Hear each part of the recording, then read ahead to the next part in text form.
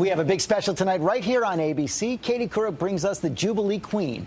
It's filled with rare moments that Katie spent behind the walls of Buckingham Palace with several members of the royal family. Katie's here now to tell us all about it. Real time with Prince Harry. Yeah, it was a lot of fun. And as you know, George, Harry has become an ambassador of sorts for his grandmother as she celebrates 60 years on the throne. We had the rare opportunity to sit down with the prince, who's known for his cheeky sense of humor and love of partying a bit. But we got to see the warm and personal side when we talked about what his grandmother means to him.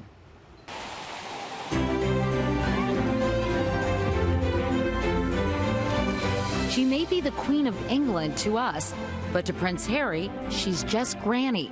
And now even he's seen his most famous relative in a whole new light. When you look back on her 60 years, what most impresses you about your grandmother? When we were young, it was very easy to take our grandmother for granted. You know, she was just a grandmother to us.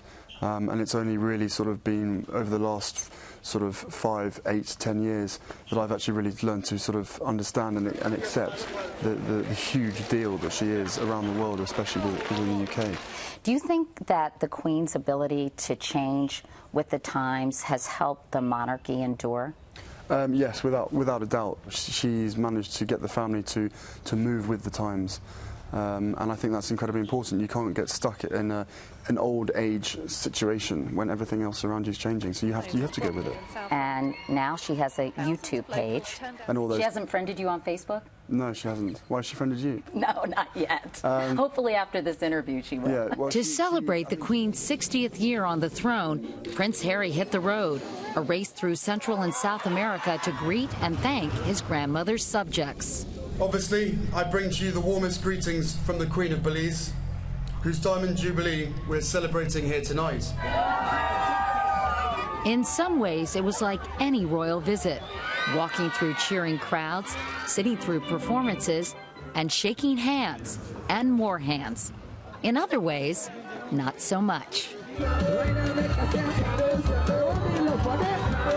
To royal watchers, it looked like the prince had not only found his groove, but also his own unique way to express the values of his grandmother, who became monarch when she was just 25. You're 27, your brother is 29. Can you imagine taking on that level of responsibility at such a young age? No, not a chance. This tour itself has been a brief insight as to what she had to deal with at a very young age, what she's achieved and what she's done, and you know, at the age of 25, confronted with the world's media, you know, and you can see it in her face now. You can see it in the way that she parades herself. It's just so immaculate, and she's learned from all the years of experience, basically. What is she like as just as Granny? Really very, very normal, very relaxed. But you know, she obviously takes a huge interest in what we all do. You know, that's her children as well as her grandchildren. You know, she wants to know which charities we're supporting, how life is going in our jobs as such. So she has a vested interest in what we do. In other words, just like any normal grandmother. But of course, in the Windsor family, normal is a relative term. For instance, I heard there was a small intimate wedding at Westminster Abbey last year. Yeah, you said you were as nervous as your brother at the time. So I was massively nervous. Everybody was nervous, and the whole thing was a bit of a blur, to be honest, because there was God knows how many millions or billions of eyes focused on us. Luckily, mainly those two.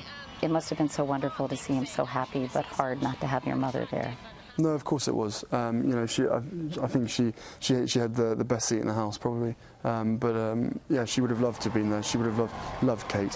When I spoke with your brother, he said even though your mom wasn't able to attend your wedding, that she had the best seat in the house. Yeah, definitely.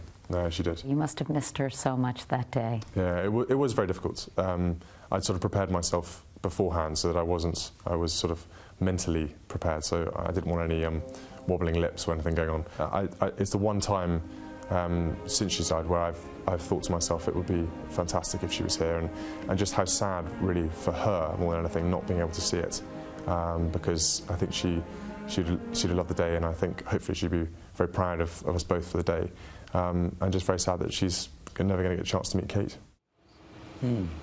Well, that's a moving moment. Yeah, sweet, you know, for him to talk about his mother. You know, I was slightly trepidatious to bring it up because it is so personal and private, but he was quite generous in speaking about Diana. And Harry put it so well, the best seat yeah, in the I thought house. that was very, very sweet as well. And Harry, I think, has really come into his own. And really this trip to celebrate the Diamond Jubilee helped him do that.